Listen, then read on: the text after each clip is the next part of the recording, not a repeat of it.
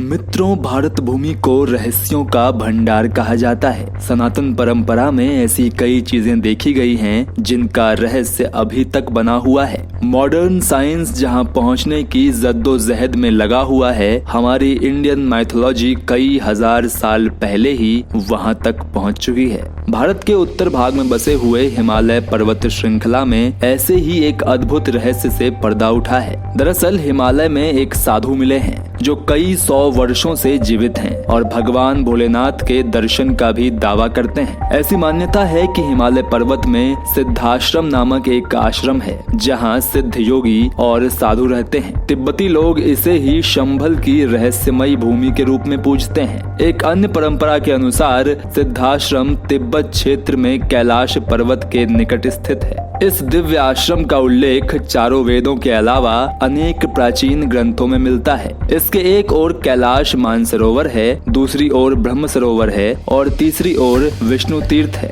स्वयं देव शिल्पी विश्वकर्मा जी ने ब्रह्मा जी के कहने पर इस आश्रम की रचना की थी। मान्यता यह भी है कि राम, कृष्ण, बुद्ध, शंकराचार्य आदि दिव्य आत्माएं सिद्धाश्रम में सशरीर मौजूद हैं और गहन तप में लीन हैं। इसी दिव्य भूमि से एक साधु हजारों सालों के तप के बाद बाहर आए हैं और उन्होंने कहा कि उनकी आयु हजारों वर्षों की है।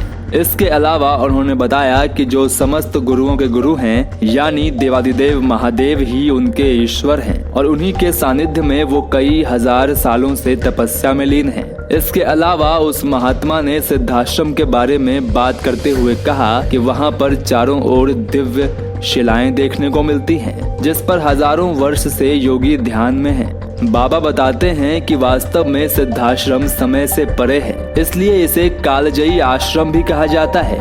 यहाँ पर न सुबह होती है, न शाम होती है और न मौसम बदलता है। यहाँ पर हमेशा वसंत ऋतु ही रहता है और सदा ही शीतल चांदनी जैसा प्रकाश बिखरा हुआ रहता है। योगियों के शरीर से जो ज्योति प्रकाशित होती है, उससे भी यहाँ प्रकाश फैला रहता है। इस कालजयी आश्रम में किसी की मृत्यु नहीं होती। हर कोई सौंदर्यवान है, किशोर है और रोग बीमारियों से दूर रहता है। यहाँ पर उगी वनस्पति, पुष्प एवं कमल भी कभी मुरझाते नहीं हैं। सतयुग, त्रेता युग, द्वापर युग के अनेकानेक दिव्य विभूतियाँ इस दिव्य आश्रम में आज भी विद्यमान हैं। राम, बुद्ध, हनुमान, कृष्ण, महावीर, गोरखनाथ, सप्त ऋषिगण, जिनका नाम लेना ही इस पूरे जीवन को पवित्र और दिव्य बनाने के लिए काफी है, यहाँ पर सशरीर विराजते हैं। जगह जगह पर अनेकानेक योगी तांत्रिक इन महापुरुषों का सत्संग लाभ करते हुए देखे जा सकते हैं। लेकिन यह स्थान सभी के लिए देख पाना संभव नहीं है। यह आम लोगों के लिए अदृश्य है। मेरी ही तरह समय समय पर कई महात्मा आश्रम से बाहर निकलते हैं। इतना सब कहने के बाद बाबा ने कहा, अब मैं यात्रा पर जा रहा हूँ।